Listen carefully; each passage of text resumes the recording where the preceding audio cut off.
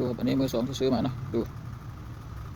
พอได้แต่ว่าไม่มีเส้นก็ถือว่าใช้ได้นะครับถ้าไม่มีเส้นเป็นคลื่นเหมือนตัวเมื่อกี้นี่